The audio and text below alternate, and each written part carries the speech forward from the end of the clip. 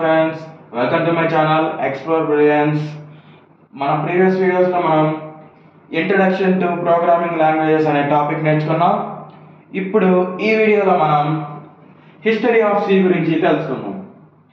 నేను లాస్ట్ వీడియోలో చెప్పాను నెక్స్ట్ వీడియోస్ వచ్చేసి నెక్స్ట్ వీడియోస్ అన్ని కూడా సి లాంగ్వేజెస్ మీద వస్తాయి అని.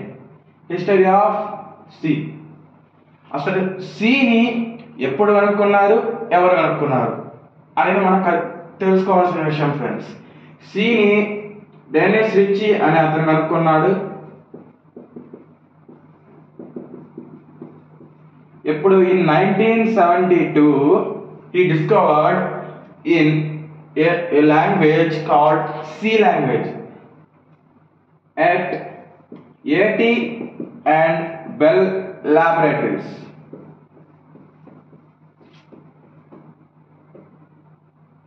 లాబొరేటరీ అంటే డెనిస్ రిచీ అనే అతను ఏటీఎన్ బెల్ లాబొరేటరీలో 1972లో సి లాంగ్వేజ్ అనే ఒక ప్రోగ్రామింగ్ లాంగ్వేజ్ని కనుక్కున్నాడు. ఇప్పుడు ఈ సి లాంగ్వేజ్ అనేది ఇప్పుడు C plus plus, Java, Python ఇన్ని లాంగ్వేజెస్ వచ్చినా ఈ సి లాంగ్వేజే మనకి ఇప్పుడు మదర్ ఆఫ్ ఆల్ లాంగ్వేజెస్ లాగా ఉంది. అంటే ఇది ఎంత ఇంపార్టెంట్ చూసుకోండి. సి లాంగ్వేజ్ మీకు వచ్చిందంటే C plus plus, Java, Python ఈజీగా వచ్చేస్తాయి. అందుకని సి లాంగ్వేజ్ చాలా జాగ్రత్తగా నేర్చుకోవాలి మనం. ఫస్ట్ ఆఫ్ ఆల్ మన టాపిక్లోకి వచ్చేస్తే హిస్టరీ ఆఫ్ సి. ఎప్పుడు కనుక్కున్నారు, ఎవరు కనుక్కున్నారు. కాకపోతే అసలు సి లాంగ్వేజ్ పుట్టడానికి ముందు ఇంకా ఒక ట్రీ ఉందన్నమాట. అసలు సి లాంగ్వేజ్ ముందర ఇంకేమైనా లాంగ్వేజెస్ పుట్టాయా, వీటిని గురించి కూడా జస్ట్ ఒక బ్రీఫ్ సినాప్సిస్ చూసుకుందాం మనం. ఇప్పుడు సి లాంగ్వేజ్కి ముందర బి లాంగ్వేజ్ అని, దానికి ముందర బీసీపీఎల్ అని, నెక్స్ట్ దానికి ముందర సిపిఎల్ అని, దానికి ముందర ఏజిఓఎల్ అని, ఇలా నెంబర్ ఆఫ్ లాంగ్వేజెస్ ఉన్నాయి. వీటి గురించి ఎక్కువ చెప్పండి ఫ్రెండ్స్, జస్ట్ బ్రీఫ్గా డిస్కస్ చేసుకుందాం. ఏజిఓఎల్ అంటే అర్థమెటిక్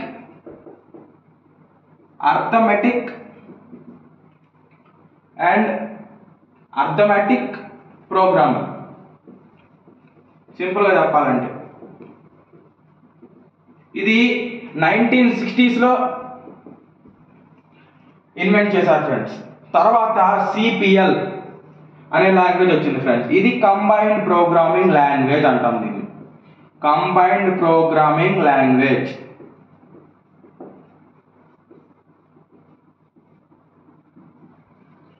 ఈ కంబైన్డ్ ప్రోగ్రామింగ్ లాంగ్వేజ్ 1967లో వచ్చింది ఫ్రెండ్స్. దీని తర్వాత first of all arithmetic programming లో కొన్ని డ్రాబ్యాక్స్ ఉండడం వల్ల ఆ డ్రాబ్యాక్స్ ని ఎలిమినేట్ చేయడానికి సిపిఎల్ అనే లాంగ్వేజ్ వచ్చింది ఫ్రెండ్స్. సిపిఎల్ అనే లాంగ్వేజ్ వచ్చిన తర్వాత దీంట్లో ఉన్న డ్రాబ్యాక్స్ తీసేస్తూ 1967 to 1978 మధ్యలో బేసిక్ కంబైన్డ్ ప్రోగ్రామింగ్ లాంగ్వేజ్ వచ్చింది friends. Basic combined programming language.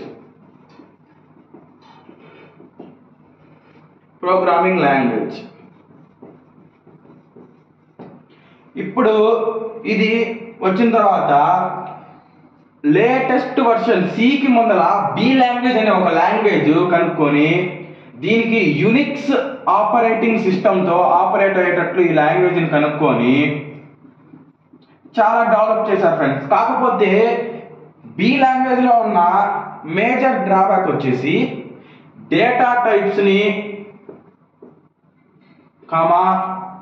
స్ట్రక్చర్స్ని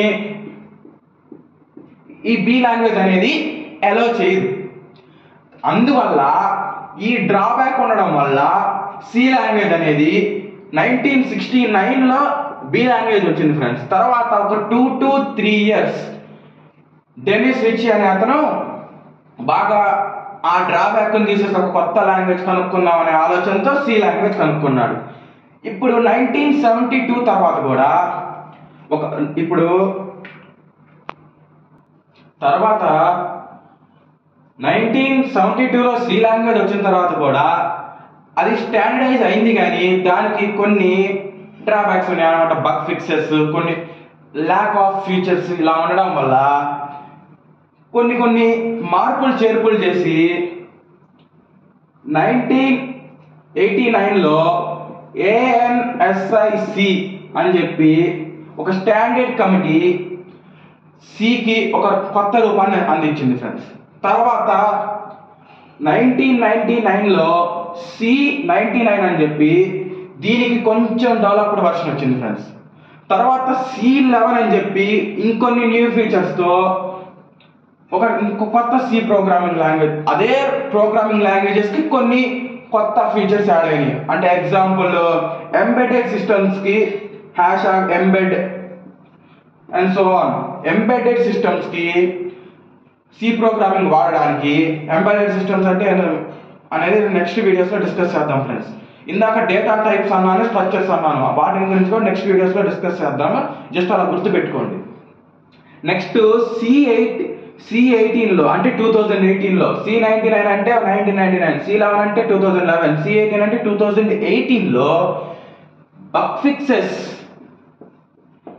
ఫిక్సెస్ని తీసేసి సి లాంగ్వేజెస్లో కొంచెం స్టెబిలిటీని ఇంప్రూవ్ చేశారు. సి లాంగ్వేజ్కి కొంచెం స్టెబిలిటీని ఇంప్రూవ్ చేశారు. రీసెంట్గా 2023లో కూడా C23 అని చెప్పి సి లాంగ్వేజ్కి ఇంకొన్ని కొత్త ఫీచర్స్ యాడ్ చేశారు ఫ్రెండ్స్. ఇప్పుడు ఇదంతా ఎందుకు చెప్పుకొచ్చానంటే, సికి ముందర ఏమేమి లాంగ్వేజెస్ ఉన్నాయో మనం తెలుసుకోవాలి.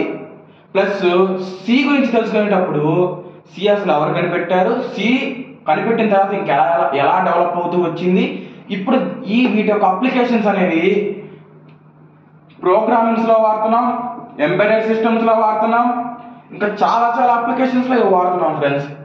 సి ప్రోగ్రామింగ్ అనేది వాడుతున్నప్పుడు అది ఎలా వాడాలో తెలియాలి, అన్నీ తెలియాలి. కాబట్టి హిస్టరీ ఆఫ్ సి లాంగ్వేజ్ మీద ఒక వీడియో చేశాను ఫ్రెండ్స్.